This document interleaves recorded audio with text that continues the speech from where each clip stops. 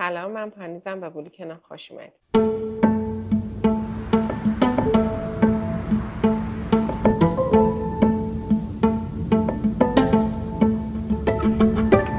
شب اول شب کم نظیری بود خواننده عزیز، از آن شبها که فقط در شروع شباب ممکن است.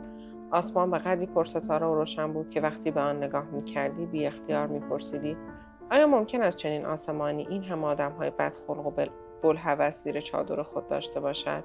بله، خواننده عزیز، این هم پرسشی است که فقط در دل یک جوان ممکن است پدید آید، در دل‌های خیلی جوان. اما ای کاش خدا این پرسش را هرچه بیشتر در دل شما بیاندازد.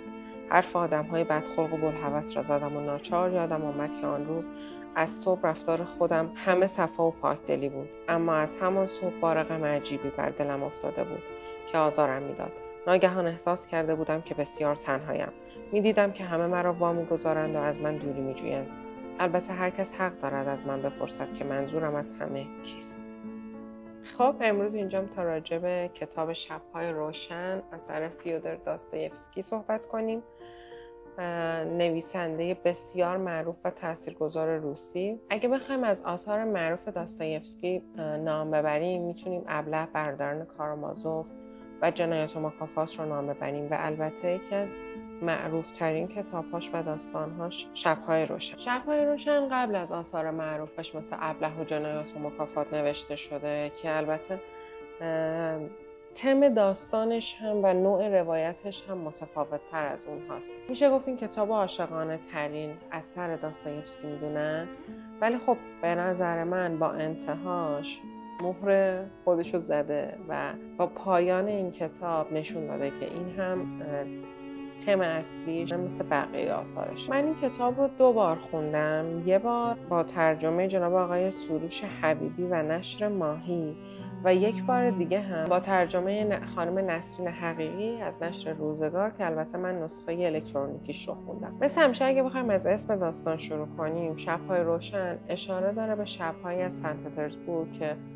تو بخشی از سال خورشید کامل غروب نمیکنه و توی شب‌هاش یه حال گرگومیشی هستش که به اصطلاح شب کامل تاریک نمیشه و روشنه و داستان دقیقاً از همینجا شروع میشه توی سن پترزبورگ و توی یکی از این شب‌ها. داستان بسیار کوتاهه، از 4 شب و 1 روز داره صحبت میکنه که در شب اول مردی که هیچ اسمی ازش ما نمیدونیم، یک مرد بی‌نام و نشون و توی کتاب هم هیچ اسمی ازش برده نمیشه و ما هیچ وقت نام اون رو نمیفهمیم، با یک خانومی آشنا میشه و یک چیزی شبیه به رویا و خیال و یک چیزی شبیه به عشق بین این دوتا شکل میگیره که تو طول داستان به نظر من خیلی متوجه نمیشی که واقعیه یا خیاله. داستان بسیار روونه، بسیار زیباست. همونطور که گفتم ما برخلاف اسم مرد که هیچ وقت توی داستان نمیشنویم و نمیفهمیم اسمش چیه، برعکس با تمام این که کتاب خیلی کوتاهه ولی به مقدار خیلی زیادی اسم دختر رو میشنویم و به نظر من این که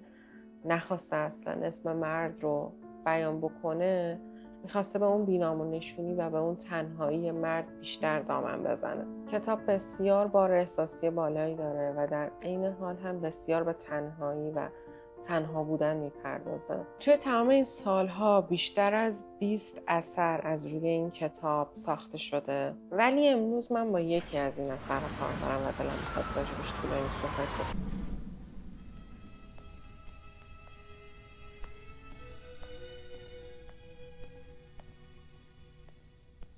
اثر فرزاد معتمد که با بازی آقای احمدی و هانیه توسلی ساخته شده، محصول سال 1381. این فیلم یک چیز خیلی جالبی که وجود داره، من 1-2 بار شنیدم یه سری از آدمایی که این کتاب رو خوندن و اتفاقا دوستش هم دارن اون فیلم رو دیدن، حس و حال فیلم رو خیلی بیشتر از کتاب دوست داشتن. البته من خودم اینطوری نبودم، کتاب رو خیلی بیشتر دوست دارم، ولی به عنوان یک فیلم ایرانی و منی که فیلم ایرانی کلا دوست ندارم و اصلا هم نمیبینم، این فیلم خیلی متفاوته. توی فیلم میاد داستان یک استاد دانشگاه رو روایت میکنه که فرد تنهایی، فرد منزویه، توی یه شب خیلی اتفاقی با یک دختری روبرو میشه و طی 4 شب با این خانم بیشتر آشنا میشه، بیشتر وقت میگذرونه و از نظر حسی و محتوایی خیلی وفادار به کتابه. ولی خب چون یک برداشت آزاد از اون کتابه اصلا نمیتونی تطبیقش بدی، چون به طور کلی داستان شبیه اون نیست. اومده توی دنیای امروز و توی ایران داره داستان رو روایت میکنه.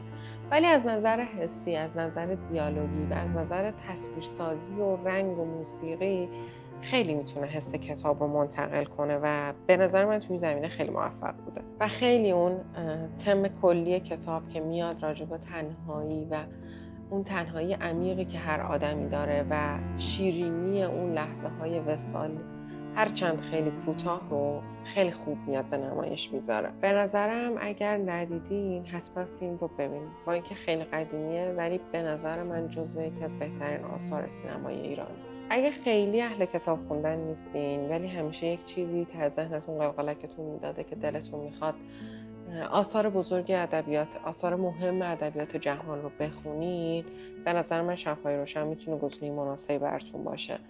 کلا قطعه کتاب همونطور که میبینید خیلی کوچیکه، 100 صفحه بیشتر نیست و خیلی راحت تموم میشه، اصلا سنگین نیست و در عین حال بسیار مهمه، بسیار کتاب پرمعنا و گیراییه و کلا هم اگه چیزی از داستایفسکی نخوندین این میتونه شروع خوب براتون باشه، هرچند که کمی همونطور که اول ویدیو گفتم متفاوته با آثار دیگه‌اش ولی میتونه شروع خوبی باشه. اگه شما هم این کتاب رو خوندین من خیلی خوشحال میشم نظرتون رو بشنوم. اگه فیلم رو دیدین کتاب رو نخوندین بازم دوست دارم نظرتون رو راجع به فیلم شب‌های روشن بدونم.